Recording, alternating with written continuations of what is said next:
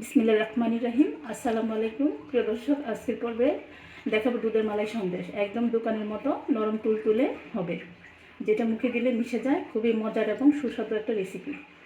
এখানে 3-4 কেজি দুধ হবে। জাল দিয়েছিলাম পায়েসের জন্য, যে বাচ্চারা খাবে। তারপর দেখি দুধটা জাল দিতে গিয়ে দুধটা ছানা হয়ে গেছে। তো ওই ছানাটা আমি ফ্রিজে রেখেছিলাম, ফ্রিজ থেকে বের করে নিয়েছি 1-2 ঘন্টা আগেই। আর হাতে একটু কসলি নিয়েছিলাম, এই যে কত সফট। তাই বলছি যে আজকে এই রেসিপিটা আপনাদের সাথে শেয়ার করব। যে সন্দেশটা আমি এর আগে অনেক সন্দেশের রেসিপি করেছি, তো আজকে আমি কিভাবে বানাই সেটা আজকে আপনাদের সাথে শেয়ার করব। তৈরি করা দেখলেই বুঝতে পারবেন এই রেসিপিটা কত সহজ। আপনারা চাইলে আমার মতো করে এইভাবে বানাতে পারবেন। অনেক সময় দেখা যায় দুধ নষ্ট হয়ে যায়, ছানা থেকে যায়, সেই ছানা দিয়ে কিন্তু আপনারা তৈরি করতে পারবেন। চুলায় একটা কড়াই বসিয়ে দিয়ে দিচ্ছি প্রথমে 1/2 কাপ তরল দুধ। বিসমিল্লাহ। 1/2 কাপ গুঁড়া দুধ।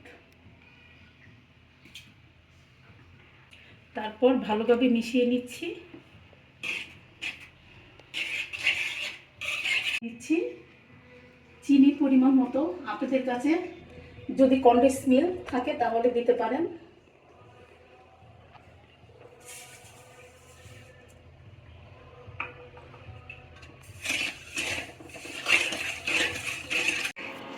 তারপর দিয়ে দিচ্ছি 1 চিমটি এলাচ গুঁড়ো।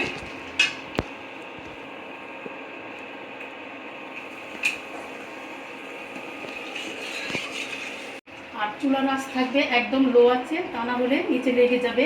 আর অনবরত নেড়ে চেড়ে দিতে হবে। এই পর্যায়ে চিনিটা গলে গেলে অ্যাড করতে হবে ছানা।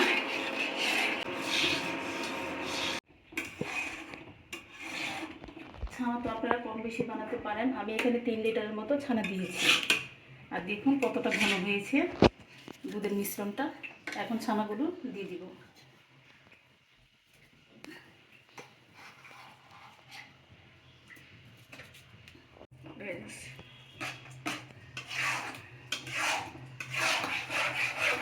অনেক সময় দেখবেন যে অনেক দুধ আপনি ডিপ ফ্রিজে রেখেছেন, কিন্তু বের হয়ে যাওয়ার পর ছানা হয়ে গেছে। ওই ছানা দিয়েও কিন্তু আপনি মিষ্টি বানাতে পারবেন। সবসময় যে টাটকা দুধ দিয়ে করতে হবে এমন কোনো কথা নেই। আপনি চাইলে ওই ধরনের ছানা দিয়ে মিষ্টিটা বানাতে পারবেন। তবে খেয়াল রাখতে হবে যে কোনো টক না হয়। যদি টক হয় চেক করে দেখবেন, তাহলে ভালো করে পানি দিয়ে ওয়াশ করে নেবেন। আর এইভাবে আপনারা মিষ্টিটা তৈরি করে দেখবেন, দেখবেন অনেক ভালো লাগবে। আর আমরা অনেকে যেটা করি, ছানার মিষ্টি সামান্য চিনি বা কনডেন্স মিল্ক সরাসরি জাল দিয়ে ছানার মিষ্টিটা বানাই। ওইটা কিন্তু খেতে একটু শক্ত হয়, খেতে তেমন ভালো লাগে না। আর আপনি যদি লিকুইড দুধ দিয়ে তৈরি করেন, এটার মধ্যে ছানা দিয়ে ওই মিষ্টিটা বানান, তাহলে অনেক সফট হয় এবং খেতে ভালো লাগে। দেখতেই পাচ্ছেন এটা হয়ে গেছে এবং নরম তুলতুলে দেখাচ্ছে। অ্যাড করার জন্য আমি একটা পাত্রে ঘি ব্রাশ করে নিচ্ছি।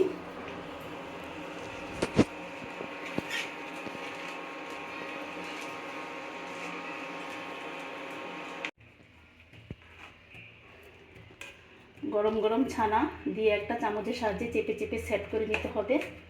সেট করা হয়ে গেলে নর্মাল ফ্রিজে রেখে দিতে হবে।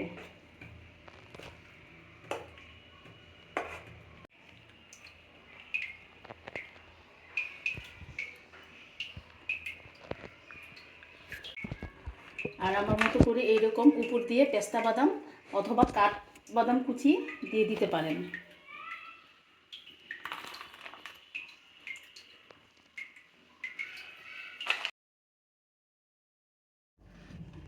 এখন আমি ফ্রিজ থেকে বের করে নিয়েছি।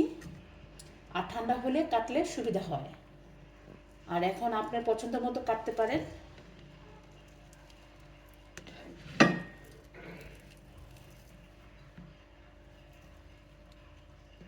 আর এরকম স্কোয়ার করে সবগুলো সন্দেশ স্লাইস করে নিব। এখন পরিবেশন করার পালা।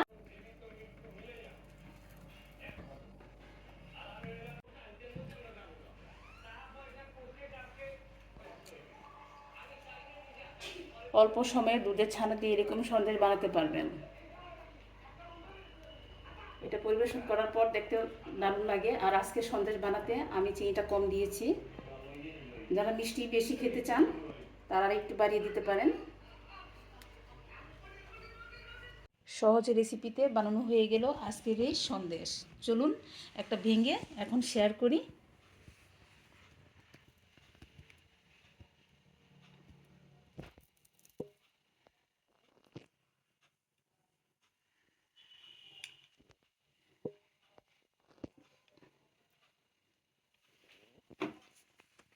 ঝটপট বানানো হয়ে গেল দুধের ছানার সন্দেশ।